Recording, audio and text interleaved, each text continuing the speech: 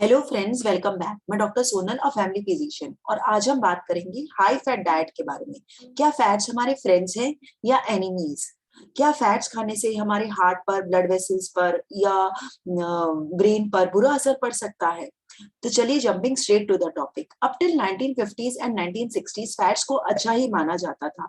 ये माना जाता था कि फैट से खाना खाने के बाद फीलिंग ऑफ फुलनेस आती है, फैट सैटिस्फैक्शन की फीलिंग देते हैं मील्स में, और कार्बोहाइड्रेट्स को फैट नहीं माना जाता था। और इन बातों में एक जनरल सा कंसेंसस था, कोई डिबेट भी नहीं थी।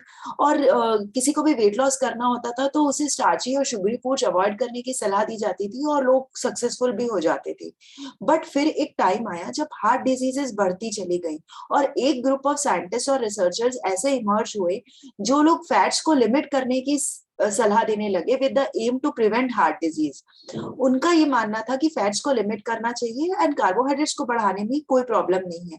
तो अल्टीमेटली दो स्कूल्स ऑफ थॉट हो गए। एक वो ग्रुप ऑफ साइंटिस्ट जो कि फैट्स को अच्छा मानते थे और कार्बोहाइड्रेट्स को लिमिट करने की सलाह देते थे, और दूसरे वो जो कि फैट्स को लिमिट करने की सलाह दे रहे थे और कार्बोहाइड्रेट्स बढ़ाने में कोई प्रॉब्लम नहीं है ऐसा कह रहे थे। उसी वक्त यूनाइटेड स्टेट्स की गवर्नमेंट को कुछ डाइटरी गोल्स निकालने थे यूएस के लिए, और वो गोल्स कुछ इस तरह से थे जो आप अभी अपने स्क्रीन पर देखेंगे। इन गोल्स में ये कहा गया कि कार्बोहाइड्रेट्स का कंजम्पशन बढ़ा दिया जाए, फैट्स की कंजम्पशन को कम किया जाए, खासकर सैचुरेटेड फैट्स को लिमिट किया जाए up till 1/3 of total fats. और इन गोल्स का ये ऑब्जेक्टिव था कि हार्ट डिजीज को कॉम्बैट करना, ये उनका एम था। हालांकि ये सारे रिकमेंडेशंस के पीछे जो एविडेंस था वो स्ट्रॉन्ग नहीं था। It was just based on few observations from an influential researcher. But now we live in an era of evidence based medicine. तो ये गवर्नमेंट ने कुछ शायद थोड़ा हेस्टिली ये रिकमेंडेशंस, ये गोल्स फॉर यूनाइटेड स्टेट्स निकाल दिए। इनको यूनाइटेड स्टेट्स के अलावा और भी कुछ कंट्रीज ने फॉलो किया और अपनी लाइफस्टाइल में लोगों ने इनकॉर्पोरेट किया, क्योंकि ये यूएस के गोल्स थे। और इसका रिजल्ट क्या हुआ? इसका रिजल्ट जैसे कि आप ये देख रहे हैं, ये यूएस का ग्राफ है, not for of other countries. But जैसे ही ये गोल्स 1977 में आए, उसके बाद से ओबेसिटी बढ़ती ही चली गई एंड स्काई रॉकेटिंग लेवल्स तक पहुंच गई बाय 2005 एंड 2006। इन रिकमेंडेशंस का एक और असर हुआ, और वो था ट्रांस फैट्स का इंट्रोडक्शन हमारे फूड आइटम्स में।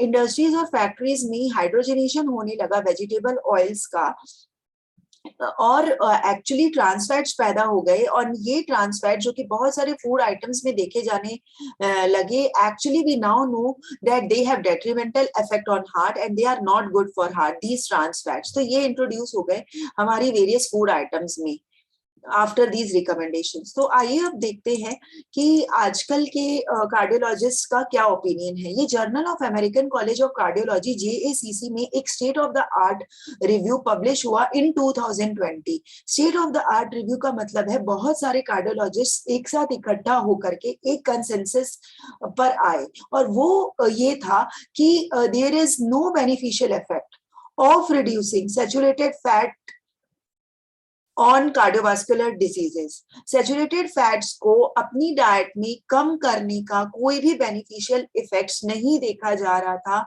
On heart diseases. Rather fats खाने से प्रोटेक्टिव इफेक्ट देखने को मिल रहे थे अगेंस्ट स्ट्रोक। तो ये सारे कार्डियोलॉजिस्ट, ये सारे हार्ट स्पेशलिस्ट इकट्ठा होकर के ये कंसेंसस पर आए, जो कि पब्लिश हुआ 2020 में journal of American College of cardiology में। और एक और रिकमेंडेशन दिया इन कार्डियोलॉजिस्ट के ग्रुप ने, वो ये था कि कॉमन मैन को फूड बेस्ड रिकमेंडेशंस दिए जाने चाहिए rather than nutrient based recommendations. मतलब ये कि जैसे कि आज तक हो रहा था कि कार्बोहाइड्रेट्स खाएं नहीं खाएं, फैट्स खाएं नहीं खाएं, या प्रोटीन्स खाना चाहिए या कितना खाना चाहिए, ये सब रिकमेंडेशंस देने के बदले एक कॉमन मैन एक्चुअली में एक फूड एज अ होल खाता है, जो कि मिक्सचर होता है वेरियस न्यूट्रिएंट्स का। कॉमन मैन फूड में से न्यूट्रिएंट्स एक्सट्रैक्ट कर करके नहीं खाता है। तो इसीलिए इन कार्डियोलॉजिस्ट का ये रिकमेंडेशन था कि फूड बेस्ड रिकमेंडेशंस दिए जाए कॉमन मैन को, ताकि वो ज्यादा अंडरस्टैंड कर सके चीजों को rather than nutrient based recommendations. अब मैं आती हूँ saturated fats in are diet versus saturated fats in are blood के टॉपिक पर। जो सैचुरेटेड फैट्स हमारे ब्लड में होते हैं, they actually depend on the amount of carbohydrates in are diet. जो भी हम सैचुरेटेड फैट्स का इनटेक करते हैं अपनी डाइट में, वो एक्चुअली लीड करते हैं एचडीएल पार्टिकल्स में, और कॉमन लैंग्वेज में आप इन एचडीएल पार्टिकल्स को गुड कोलेस्ट्रॉल बोलते हैं। तो जो भी हम सैचुरेटेड फैट्स अपनी डाइट में खाते हैं, उनसे एचडीएल पार्टिकल्स बढ़ते हैं, और ये HDL particles are not known to cause heart diseases. Rather जो हम अपनी डाइट में एक्सेस ऑफ कार्बोहाइड्रेट्स लेते हैं, ये जो एक्सेस कार्बोहाइड्रेट्स है ये लिवर तक पहुंचते हैं, और लिवर इनको फैट में टर्न अप कर देता है by the process of de novo lipogenesis. और ये जो फैट लिवर बनाता है, this fat actually leads to saturated fats in the blood, and ये सैचुरेटेड फैट से हार्ट डिजीजेस होती हैं, स्ट्रोक होता है। तो just three things in short: eating more saturated fats in diet as a part of diet leads to actually lower blood saturated fats. Saturated fats in blood depend very little on dietary intake of fat. Eating more carbohydrates leads to higher blood saturated fats. क्यों? क्योंकि liver in excess of carbohydrate से fat बनाता है by the process of de novo lipogenesis, and ये जो fat है ये बन जाते हैं सैचुरेटेड फैट्स इन ब्लड, जिससे कि फिर हार्ट डिजीज और स्ट्रोक होता है। नाउ कुछ स्टडीज, और Harvard school of public health का भी ये कहना था कि it is now increasingly recognised that low fat campaign has been based on little scientific evidence. Scientific evidence नहीं था low fat campaign के पीछे, and this may have caused unintended health consequences. तो ये भी इन्होंने रिव्यू पब्लिश किया था। एंड देन एक और ये एक स्टडी 2009 में आई थी, इसमें भी ये देखा गया कि चाहे टोटल फैट्स हो, सैचुरेटेड फैट्स हो, या पॉली अनसैचुरेटेड फैटी एसिड्स हो, इनमें से किसी का भी कोई रिलेशन नहीं ऑब्जर्व किया गया इस स्टडी में as a causal link for heart diseases. तो हार्ट डिजीजेस के लिए इन फैट्स का कोई भी कॉजल लिंक नहीं देखा गया इन स्टडीज में। Then on the contrary Japan में एक स्टडी हुई, and 58,453 Japanese people were studied, and actually it was observed that the group who ate more saturated fats had 20 to 30% less risk of heart diseases. ये भी study publish हुई थी, और तो actually study का रिजल्ट था कि प्रोटेक्टिव इफेक्ट्स ऑब्जर्व किए जा रहे थे अगेंस्ट हार्ट डिजीज और stroke of eating saturated fats.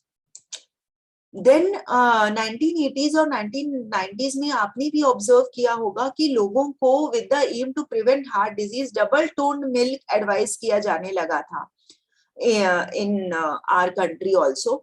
तो उसी टाइम ये ऑब्जर्व किया जा रहा था कि French people were eating full fat dairies and they were having a lot less heart disease. तो उस टाइम इस चीज को एज अ पैराडॉक्स देखा जा रहा था, फ्रेंच पैराडॉक्स बोलते थे इसको। And it is now actually becoming clear कि saturated fats in these natural foods, in these full cream milk, in these whole fat dairies was actually not causing heart disease, and there was no paradox as such after all. तो कोई paradox था ही नहीं जिसको हम उस time पर 80s और 90s में एज फ्रेंच पैराडॉक्स बोलते थे, तो वो एक्चुअली में कोई पैराडॉक्स था ही नहीं। देन ये एक लास्ट स्टडी 2017 में लार्जेस्ट एपिडेमियोलॉजिकल स्टडी पब्लिश हुई थी लैंसेट में, and this study was spread over 18 countries in 5 continents. 1,35,000 people were studied, and these people were followed for a period of 7 years। और interpretation क्या था इस स्टडी का? इस स्टडी का इंटरप्रिटेशन ये था कि risk of heart disease actually went down as people eat more saturated fats and as people eat more carbohydrates, higher were the risk of heart disease. ये इस स्टडी में कंक्लूड हुआ था। तो लोग फॉलो किए गए और ऑब्जर्व किया गया कि कौन से लोग मतलब कौन ज्यादा सैचुरेटेड फैट्स खा रहा है, टोटल फैट्स खा रहा है, या कौन ज्यादा कार्बोहाइड्रेट्स ले रहा है अपनी डाइट्स में, and people were followed and ये कंक्लूजन्स निकले इस स्टडी के।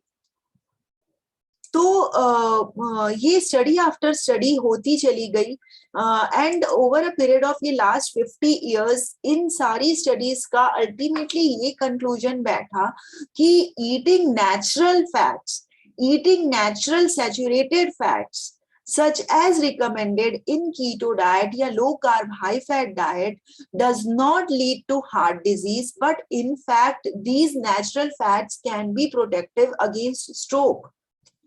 Whole fat dairy has been linked to less diabetes now.